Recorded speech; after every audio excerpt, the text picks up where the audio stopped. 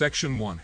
Hey guys, tonight we're slipping quietly into the misty alleys of ancient Chang'an, the glittering, overstuffed heart of Tang Dynasty China.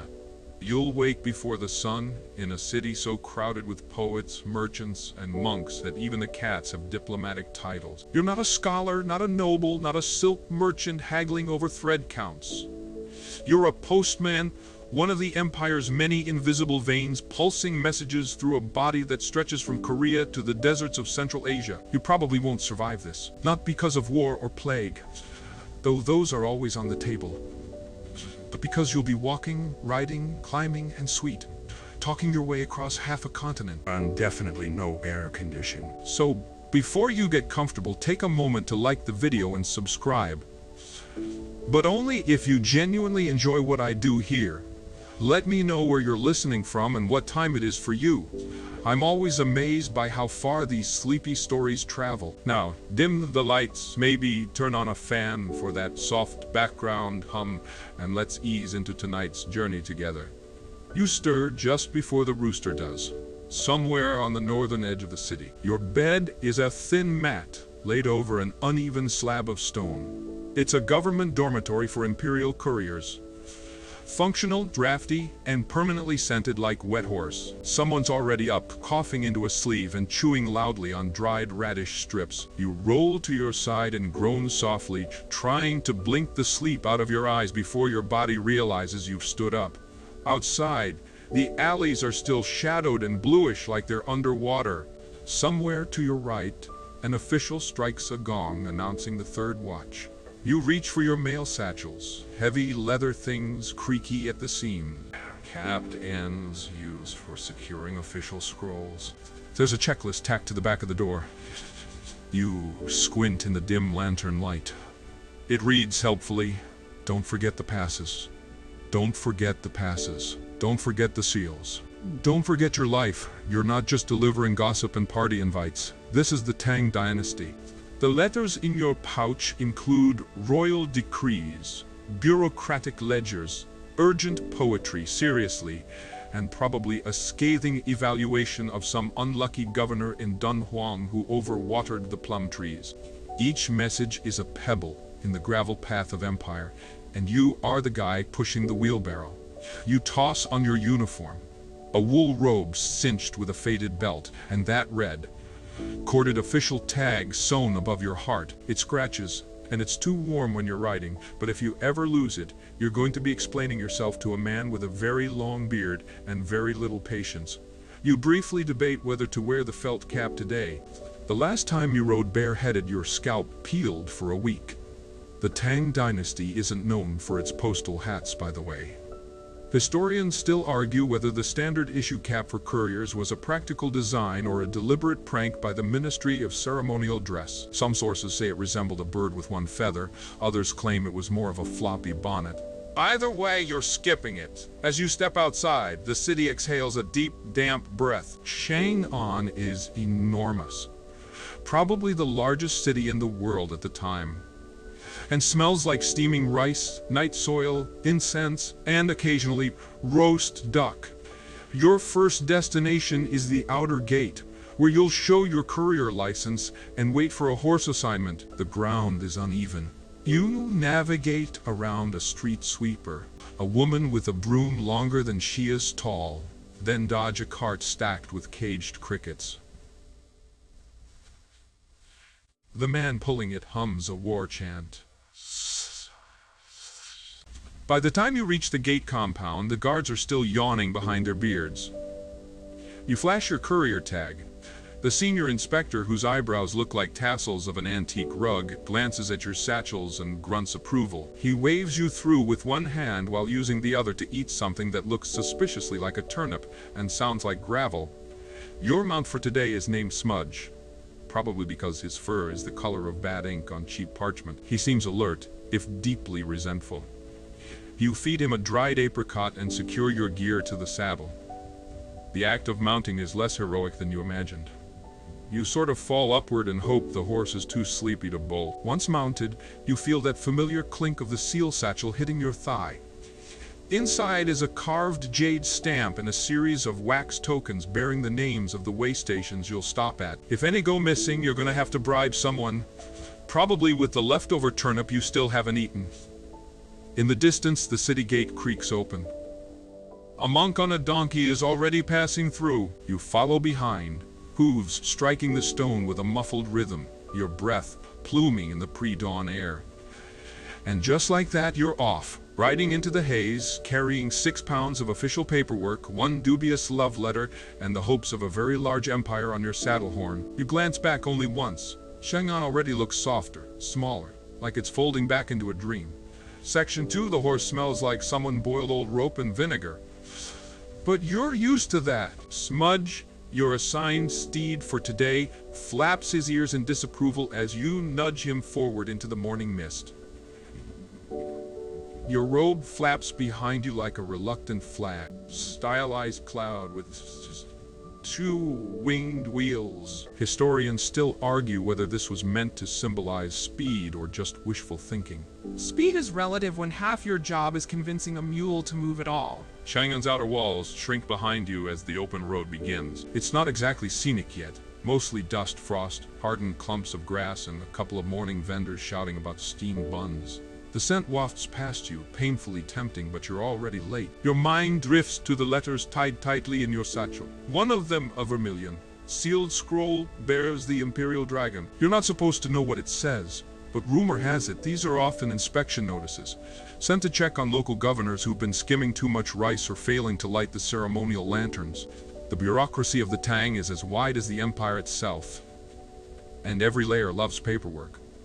There's also a smaller silk-wrapped bundle that smells faintly of cloves.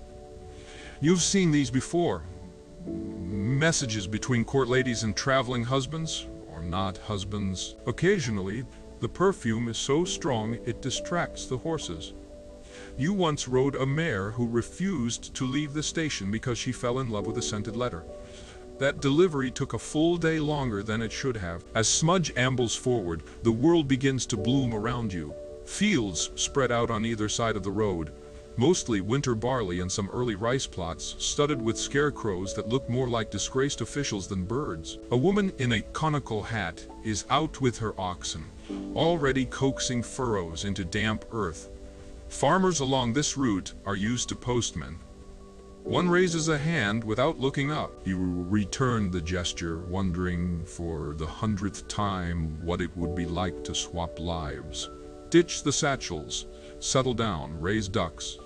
You could grow persimmons, maybe. Invent a new kind of sandal. The uniform itches. Always the same rough weave, dyed in regulation gray. You tried washing it in vinegar once. Somebody said it would soften the fabric. All it did was make you smell like a dumpling for 3 days. You pass a small roadside altar, no more than a stone slab with an old bronze incense bowl. It's been knocked slightly sideways. You pause just long enough to straighten it and light one of the brittle sticks you carry in your saddle pouch. An offering to the spirits of the road, possibly the only ones who ever listen when you complain. The first checkpoint isn't far now. You reach the outer custom station, a squat wooden structure that leans slightly to the left like it's gossiping with the tree beside it. 2 clerks sit at a low desk, both wrapped in quilted jackets. One is dozing, the other gnawing on a dried plum pit. You present your courier badge, the stamp satchel, and your permit scroll. The awake clerk holds it up to the light, squints, then stamps it with something that looks vaguely like a turtle riding a lotus. You try not to laugh. This particular station is known for its eccentric seals. One postman once received a scroll back because it had been stamped with a symbol meant for poultry transport only. Do you have the mule license? The sleepy one asks.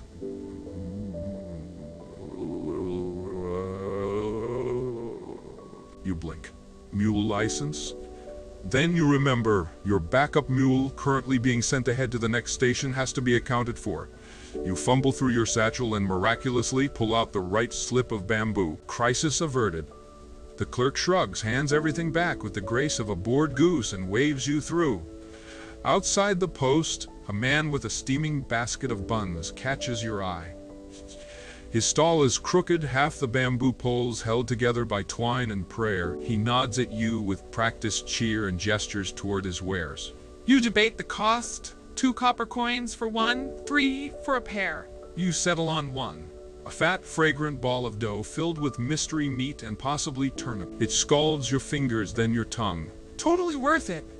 As you ride on, the sun finally lifts itself above the tree line, golden and indifferent. The wind cuts sideways, brushing your cheeks with the sort of chill that makes ears ache. Smudge snorts. You reach for a dried plum from your pouch and chew it slowly. Your teeth hit the pit. You think about the miles ahead, the bridges you'll cross, the way stations where you'll trade gossip and goats for warm tea and tired advice. Your pace quickens. The open road calls louder now, filled with the silent urgency of messages wrapped in silk, of royal words and personal confessions, of ledger scrolls and ink, blotted names. You, the postman, carry them all. Just don't forget the permits. Again, Section 3, the road stretches ahead in a winding ribbon of dust and gravel, just wide enough for a horse and a cart to pass awkwardly, if both agree not to be dramatic about it. Your belly is warm from the steamed bun, and Smudge seems to be in a relatively cooperative mood, which is the closest thing to a blessing you'll get this morning. Not far now to the first major gate. It marks the official boundary between Chang'an's outer perimeter and the sprawling rural districts. You've passed through this checkpoint more times than you've changed socks. Though in fairness, you don't change those often. As you approach, the smell of boiling rice and pickled cabbage drifts from a small cooking shack pressed against the side of the checkpoint wall. Your stomach rumbles again. Ahead, the red painted gatehouse stands proud but slightly crooked, like a nobleman with scoliosis. A pair of sleepy guards sit on mismatched stools. One has his boots off. The other is using a bamboo fan despite the cold, which might be less about comfort and more about pretending to do something official. You rein Smudge to a slow trot. He promptly sneezes on one of the guards, which goes over precisely as well as you'd expect. The bootless guard sighs and waves a parchment clipboard. Courier license? You present your credentials with the weary flair of someone who has done this dance too many times. The guard inspects the tag, then the satchels, then you. He gives a little sniff. Perhaps to determine how recently you've washed, and then calls over his companion. Now comes the real delay. Open the wax. Sealed packets, the second one says, already pulling out a stub of red sealing wax and a brass stamp with an eagle on it. You frown. The usual procedure doesn't involve opening anything unless there's suspicion of tampering. You point this out as politely as a cold and bun-deprived courier can. New policy, says the bootless one. Probably. You know this game. Sometimes new policy means I'd like a bribe, and sometimes it means I don't remember the old policy. You reach into your side pouch and remove a folded slip. An imperial memo from the postal ministry explaining authorized procedures. It's mostly written in legalese so dense it could double as tofu. But it does have the right seal on it. They squint at it. The second guard exhales slowly, then shrugs. Fine. You duck inside the checkpoint's tiny registration booth. A windowless box stuffed with registry scrolls, a reed pen, and a chipped inkstone that looks older than the dynasty itself. You're handed a delivery log sheet to fill out. You dip the brush into the watery ink, which runs like over-steeped tea, and carefully mark your name, your route segment, and the number of scrolls.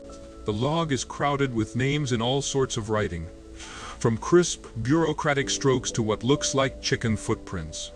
A charcoal brazier in the corner radiates a sour warmth. Its smoke curls up toward the low ceiling, staining the wood black with time and soot. You wonder how many couriers have done this before you. Tens of thousands. More. The Tang postal network is massive. Some say it connects over 1,600 stations and can carry an edict across the empire in mere weeks. Of course, that's assuming nobody forgets the paperwork or gets distracted by fermented cabbage salesmen. As you step outside the booth, a familiar figure limps into view. It's Y, another courier, slightly older, twice as unlucky. He's missing half an eyebrow thanks to an incident involving a startled goose and a stolen document. You nod at him, and he nods back, the universal Tang postman expression of still not dead. He ambles up with a grin. Bribes today? You gesture with your head toward the gate. Only a near one. He snorts. Luxury. They made me sing a poem last week to prove I was literate. He produces a small, wrapped bun from inside his robe and offers it with theatrical generosity. It's got taro inside. Don't ask where I got it. You accept. You are not proud. Also, it's warm. As you chew, the checkpoint behind you groans open once more, and the road yawns outward beyond the gate, a narrow strip of wilderness. Low scrub, some cypress trees and rice paddies spread like cracked green glass across the valley floor. Smudge chews the bridle in mild protest. You pat his neck and nudge him forward. Within a mile, the buildings vanish. The air sharpens. The quiet deepens. No more noodle hawkers or vendors shouting about plum vinegar. Just wind, bird call, and the low slap of hooves against packed earth. A man fishing in an irrigation canal nods to you, his hat so large it could double as a dinner table. His bamboo rod is bent nearly double under the weight of something. Possibly a catfish, possibly an old sandal. You nod back. He doesn't blink. Another mile in, and the scenery dips again. The sound echoes like an old man complaining in a temple. One bridge in particular, called, according to legend, the bureaucrat's shortcut, was supposedly built by a tax official who couldn't stand getting his boots muddy. It lists to the left and is held together with rope, bamboo pegs, and one suspect's pure grudge. Eyes darting to the dark water below. A few carp shimmer past. No sign of the ghost that supposedly haunts this stretch. A drowned magistrate who hated being late and now pulls couriers down to join his eternal filing duties. You survive barely. Once you're back on dry land, Smudge picks up his pace ever so slightly, clearly proud of himself. You reward him with a second apricot. He nearly takes your fingers with it. You glance at the horizon. The road is open. The satchels are sealed. Your socks are only mildly damp. It's a good day to be a messenger. Section 4. Smudge's hooves thud rhythmically on the packed earth as the road pulls you further from Chang'an's urban reach. The city's sounds, the clatter of wooden carts, the arguing of tofu vendors, the distant clanging of blacksmiths, fade into memory. In their place comes the rustle of wind through barley stalks and the occasional bleat of a goat that, for reasons known only to itself, has escaped its pasture. You pass through fields in full tilt towards spring. Narrow plots of land flank the road, divided by low stone walls and irrigation ditches. Peasants in wide straw hats bend at the waist, their backs forming a line of human punctuation against the rolling green. One whistles a tune so off-key it feels intentional. A child chases a duck while holding a broken fan like a banner. There's something hypnotic about this phase of the journey. The smells, the sounds, the way your own body settles into the saddle, like it was built for this. Not comfort, exactly, but resignation. You let your eyes wander to the sky, where a hawk circles lazily. It's hard not to envy that kind of travel. No customs checks, no ink, stained scrolls, no paperwork to misplace. Then you hear it. The soft creaking of wood under stress. Not because it makes noise, but because people whisper about it. Specifically, they whisper about how it hasn't collapsed yet. Built generations ago and patched together with a mix of historical techniques and whatever string someone had lying around, it crosses a narrow but fast-flowing stream. Smudge stops dead a few feet from the entrance. You pat his neck, then dismount slowly, reins in hand. Don't look down, you mutter to both of you. He snorts in agreement. You walk across on foot, your boots thudding dully against the warped planks. Each step sounds like it might be the last. The river beneath you glitters like hammered silver, and you catch a flash of koi darting through the shadow. One of them looks suspiciously like it has eyebrows. Halfway across, you pause. There's a small shrine on the bridge's edge, barely more than a painted gourd dangling from a post. It sways gently in the breeze. According to local lore, this is dedicated to the drowned magistrates, a rather niche figure of fear who, it's said, audits the afterlife with the same enthusiasm he applied to land taxes. Out of habit, you press a copper coin into a crack between the beams. You whisper a quick plea. Let me get to Pingan Station with all my scrolls and none of my limbs broken. Smudge follows hesitantly, each step a gamble. At one point he stops entirely, turning his head to glare at you with a look that says, I have regrets. You coax him forward with a piece of dried apple and the promise of flatter ground ahead. The bridge doesn't collapse. Small victories. Once across, the terrain begins to change. The flat rice terraces give way to gentle hills striped with rows of camphor and pine. The road narrows and, in places, tree roots twist through the stone path like veins under ancient skin. You ride in near silence now, the only sounds being the wind in the leaves and the occasional snap of a twig beneath a squirrel's foot. That is, until you hear rustling. From the side of the road, you pause. So does Smudge. The rustling stops, and then starts again, closer. You tighten your grip on the reins. Bandits are a risk. Always have been. Historical records note that in certain regions, 1 in every 10 couriers never arrived at their intended destination. Some were robbed, some vanished, some retired early after accidentally dropping an important scroll into a pigsty. Then, out from the underbrush, leaps a farmer. Or at least a man who appears to be farming. Adjacent. He wears a patched robe and has a hoe slung over one shoulder. His eyes are too wide, his smile too toothy. Traveling alone? He asks in a voice so casual it's suspicious. You offer a vague grunt and a nod toward your courier tag. Imperial business. He squints at it, then at you. Hum. Letters hum. Must be important. You say nothing. Smudge, sensing the tension, flaps his lips in what may or may not be hoarse sarcasm. Safe travels, the man says finally, and slips back into the undergrowth like a poorly trained ninja. You wait a few moments before moving on, your eyes scanning the trees. It's probably nothing. But you make a mental note to keep your dagger closer tonight. The path climbs now. Slowly, steadily. The hills grow steeper. Birds with names you'll never know call out to one another across the canopy. You spot a cluster of butterflies the size of your palm drifting through a patch of sunlight like airborne silk scraps. And then, just as the incline begins to test your thighs, you crest a small rise and see it. A stone milestone, worn, lichen-covered, but still legible. Pingan relay! 6 Lusai! That's about 2 miles. Just far enough to be annoying. You nudge Smudge onward. He obeys, but not without making a noise that translates loosely to, "You owe me another apple." As you descend the hill, the wind shifts, carrying with it the scent of old wood smoke and faintly, very faintly, the sound of a bell. A courier bell, perhaps, used to signal an approaching rider. You cock your head.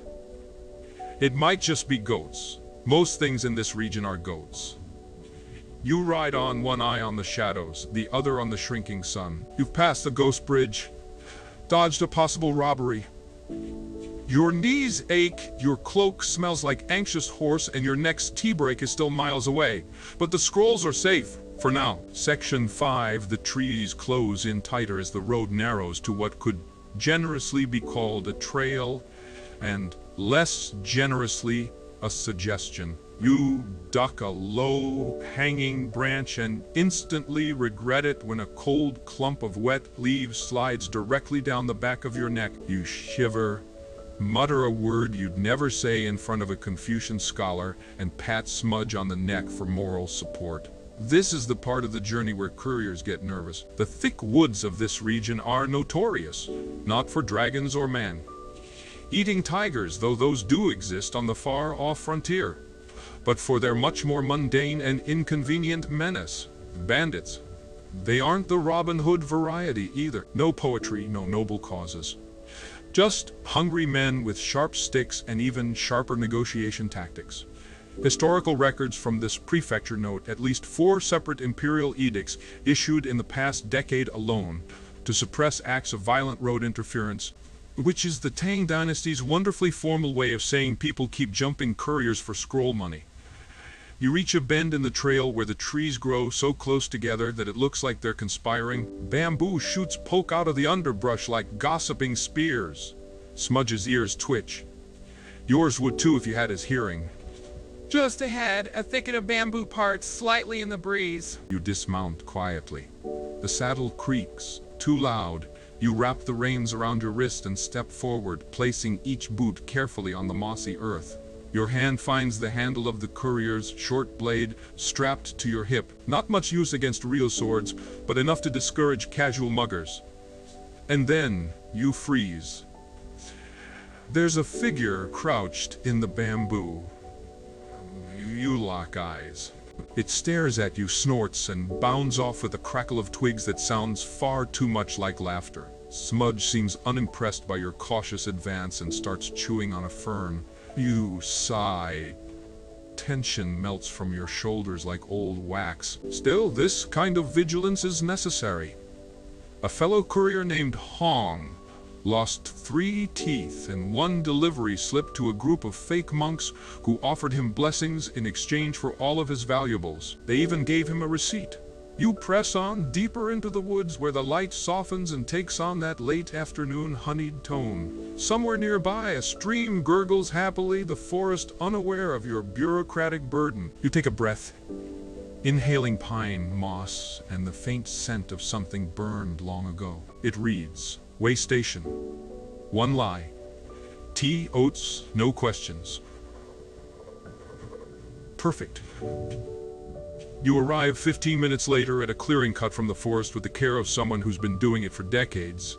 The way station is little more than a longhouse with a thatched roof, an open corral, and a post with a battered gong tied to it with silk ribbon. Next to the door, a flag flaps lazily. Right, with a black glyph meaning rest, though some scholars argue the symbol is closer to pause with existential dread.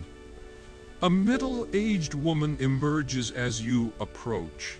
She wears a patched robe, a too large conical hat, and a suspiciously clean apron. She eyes you the way someone might inspect a vegetable at the market, calculating usefulness versus spoilage.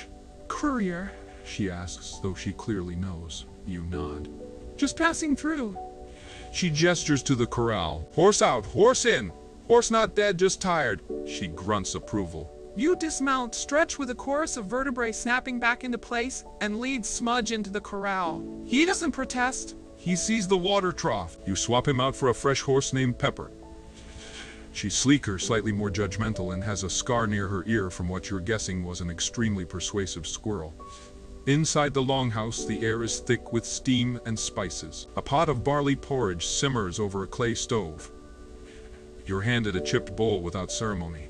It tastes vaguely of ginger, definitely of salt, and unexpectedly of goat. You don't ask questions. The sign said not to. At a nearby table sits another courier, face half buried in a bowl of tea. He raises a hand in greeting but doesn't look up. You take a seat beside him. Long run, you ask. 4 days from Luoyang, he mutters. You whistle softly. That's 3 provinces away. He finally looks up. His eyes are bloodshot and his hair seems to have entered a pact with the wind. Any news? He asks. You consider. Checkpoint guards still hate paperwork. Bridge ghosts still hate paperwork. Bridge ghosts still hate couriers. Smudge is learning to read. He chuckles once, coughs twice, and returns to his tea. The woman from before brings over a basin of warm water and a square of linen. You wash your face and hands, the grime of road life lifting in swirls. She hands you a wrapped parcel, a barley bun and a pinch of salt for the road. You thank her with the kind of nod reserved for saints and midwives. Outside, the sun has dipped behind the trees. The sky is now lavender and gold. You mount Pepper, who snorts, as if to say, I have notes. As you leave the way station, the woman calls out behind you, watch for slippery paths. Rain came through last night. You glance upward. The sky looks innocent. But you've been tricked by innocent skies before. You wave back. Thanks. I'll try not to fall off a cliff, she snorts. We have rope for that. And with that charming image in your head, you ride back into the trees. The forest is darker now, shadows stretching like fingers. The road ahead gleams faintly with damp earth. Slippery, she said. Lovely. You tighten the straps on your satchels and whisper to Pepper, if I go down, you're writing the reports. She flicks her ear. No promises. Thanks for watching. Please like and subscribe Facto for more videos.